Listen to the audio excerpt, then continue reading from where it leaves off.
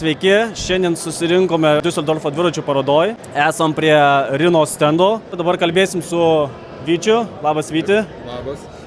Taip, klausyk, dabar klausimas būtų pirmas toksai. Sugalvojot būtent šitą rėmo struktūrą, kuri yra tikrai ne kiekvienam dviračiui ideali. Pati idėja būtent šio dviračio ir būtent šio rėmo, kad tiktų žmonėm įvairiausiam skirtingom paskirtim. Tai kad tai bebūtų bikepackingas, kad tai bebūtų tiesiog būtent gravel dviračio metodikos pats judėjimas visas.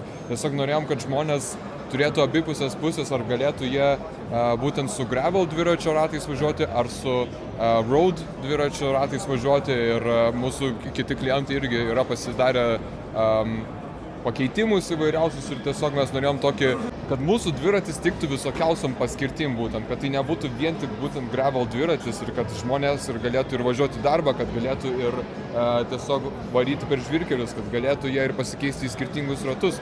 Ir mūsų viena iš pagrindinių misijų, aišku, yra, kad jauni žmonės turėtų didesnę prieigą prie anglies pluošto dviračių. Ir tokia iš esmės yra mūsų misija. Mes labiau žiūrime į bendruomenę ir šiaip kaip žmonės gali mūsų dviračiais irgi kažką gero pasiekti gyvenime. Super, o tai kaip aš supratau, jūsų dviračius galima pilnai ir priderinti pagal žmogaus poreikį, taip, kaip jisai norėtų. Taip. Jeigu aš nenoriu karboninių ratų, bet noriu DI2 Shimano, tai čia yra viskas suderinama. Taip, kadangi mes patys viską darom prie vietos Vokietijoje, mes galime tiesiog bet kokius surinkimus dviračių sudėti pagal patį klientą ir pagal kaip jisai nori, tai ar jisai norėtų pačio karboninio rėmo, bet sakykime, jisai nori ar pigesnių ratų, ar pigesni tiesiog ar pigesnės grupės. Pigesnės grupės, tai būtent ir mes turim tiesiog duodam pasirinkimą žmonėm, nes yra daug kompanijų, kurios turi labai ribotą kiekį, ką tu gali pasirinkti, ir mes norėjom iš to išeiti ir labiau, kad žmogus pagal savo biudžetą, pagal savo norus tiesiog galėtų susidėti dviratį irgi toks, kokio jis iš tikrųjų nori. Ir kadangi šiais laikais šiaip visos kainos kyla, visos kompanijos irgi kelia savo kainas, nes dėl visokiausių įvykių, bet mes vis tiek bandom laikyti tą kainą mažesnė ir prieinamesnė žmonėm. Ir taip, tokia ir ta mūsų misija yra. Gal gali truputį papasakoti apie dviračius? Taip, Sandman 4 mes jau puikiai žinom iš Erikos kelionių. Aha. Čia taipogi yra Sandman 4. Taip. Papasakok biškį apie visą gamą jūsų dviračių. Taip, tai mes turim tos pačius Sandman tipo rėmus ir dviračius, kurie irgi yra skirtingom spalvom ir skirtingais dydžiais. Ir mes realiai pradėjom nuo pačio gravel. Ir toliau mes ėjom į lenktyninius dviračius, labiau su tokiu siauresniu rėmu, mažesniu svoriu. Ir neseniai mes gavom irgi sertifikaciją būtent iš UCI, kur žmonės irgi gali eiti į UCI sertifikuotus lenktynės ir pradėti tiesiog savo vos neprofesionalo kelionę būtent nuo šio dviračio, vien tik dėl to, nes ant kiek jis yra prieinamas. Ir tuo pačiu mes pardavinėjom ne tik dviračius, bet ir rėmus. Tai jeigu tu turi pakankamai patirties susidėti tą dviratį, visus kabelius sujungti, viską sureguliuoti, tai irgi prašom, galite imti mūsų rėmus, galite imti mūsų dviračius ir tiesiog mūsų mintis irgi yra, kad žmonėm duot kuo daugiau pasirinkimų iš tos pusės. Tai super, tai reiškia, jeigu aš turiu pakankamai geras rankas, aš galiu nusipirkti tik tai rėmą. Taip. Su vairu turbūt ir viskas, galiu dėtis ką noriu, kaip noriu ir viskas yra pilnai veikia. Mes duosim visas specifikacijas, duosim visas instrukcijas, kaip jūs galite šios dviračius susidėti ir duosim, pilną suportą ant šitos pusės. Kas su šitais road dviračiais irgi yra šiek tiek skirtingo, kad mes tiesiog pačią geometriją šiek tiek pakeitėm, pats išmatavimai kaip žmonės, kad labiau jie galėtų su rankom būti išsitiesę ir tiesiog ta visa geometrija šiek tiek buvo pakeista, palyginus su prieš tais kitais modeliais, kuriuos turim. Sudėjimai visam šitiem butelių laikikliams, aišku, bet pas mus gravel ko labai išsiskiria, kad turim labai daug mounting pointų. Tai 26 yra sudėjimo taškai, kur tu gali nuo A iki Z dalykų prisidėti pas tave ant šonų, kaip ir Erika ant šitos nuotraukos irgi yra prisidėjęs daugybę daiktų. Tai mes ant to labai bandom save promautinti ir tiesiog, kad žmonės galėtų naudoti mūsų dviračius ir mūsų rėmus įvairiausiam reikmėm. Mes neinam vien tik ant vienos nišos, kitaip sakant, ir bandom apimti visas maždaug. Tai aš jau matau, kad su būtent šiuo dviračiu galėčiau Ironmano varžybose pilnai dalyvauti ir jis atitiktų visus reikalavimus. Taip, Čia yra labai geras pliusas.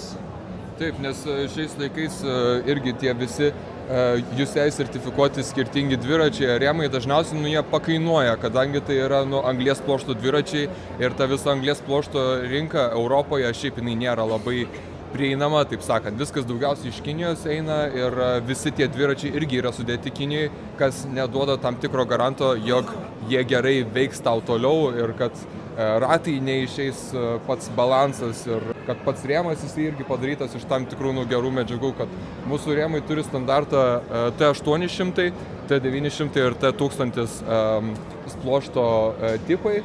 Tai sakykime, jeigu yra šitas dviračius ir čionais eina daugiausiai svorio, tai čionais ir eina T1000 būtent tas anglies pluoštas. Ir jisai sumaišytas yra taip, jog ant tam tikrų tų vietų tai tikrai nelūžtų. Tai, žodžiu, jeigu papulsi į avariją, turiu omeny kokią nors duobę ar kažką, tai yra visiškai 100% tikimybė, kad viskas bus gerai. Jeigu nors ir į avariją pateksime, mes visą laiką turim atskirų detalių ir galime jas, aišku, greitai atsiųsti. Ir tam tikrais atvejais, aišku, būna, kad kartais pats dviratis ateina pas klientą ir būna, nežinau, šiek tiek įskilimas kažkurioje vietoj. Mes, aišku, iš karto duosim, ta prasme, pakeitimą arba tiesiog mums grąžins dviratį, mes pakeisim, išsiųsim atgal. Tai mums irgi labai svarbu, kad klientai būtų patenkintus to, ką turi ir kad šitie dviračiai tiesiog pažengtų jų norus.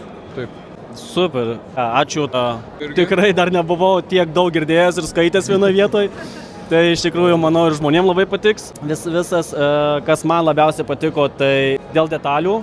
Dėl to, kad dviratis taip, jis nėra amžinas, lūžta, jeigu darai visokius crazy dalykus, tai daug kas dažnai lūžta ir yra labai svarbu turėti pastoviai detalės, kurias tu gali iš tikrųjų greitai ir greitai gauti ir pats įsidėti ir susimontuoti.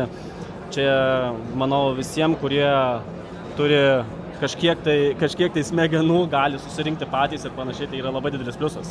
Taip, tai yra tiesiog elementarios patirties, jeigu nors ir tavo tėtis anksčiau buvo sudėjęs dviračius, tavo vis tiek, taip sakant, tas pradinis toks suvokimas, kaip sudėti dviratį, vis tiek padės, nors sudėdant šitą dviratį čia.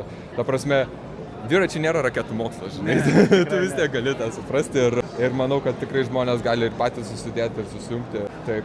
Būtent šitas dviratis yra mūsų pats lengviausias modelis iš visų, jeigu tu gali pakelt realiai, su 2 pirštais, tu pakeli tiesiog tą dviratį, jisai, visiškai... 7,8. Jeigu būtų žemiau 7, tada jau UCI sertifikatas būtų numuštas. Čia yra tokia jų taisyklė, tai mes irgi dedam taip dviračius, jog nebūtų per daug lengvas, nes tada UCI mes netinkam. Jie turi labai specifinės taisyklės ir mes irgi bandome su to sutapti kažkaip tai. Ir jo, pavykom ir kad ir nors ir tu paimsi patį pigiausią Odin modelį, tu vis tiek turėsi šį sertifikatą ir galėsi eiti per šias lenktynės. Tai tame irgi yra pliusas, kaip sakiau, čia priklauso nuo pačio žmogaus, kokie yra poreikiai ir mes irgi stengsimės sudėti tą dviratį, kaip tik pats žmogus nori su kokiam nors specifikacijom.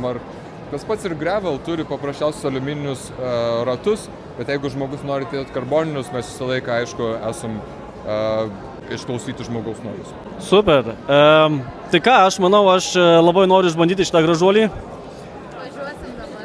Tai manau, kad važiuojam prasivažiuoti su šiuo, po to dar gal kokį MTB paimsim, mačiau irgi taip pat turi, tai bandom. Ačiū, Vyti. Ačiū tau. Aišku.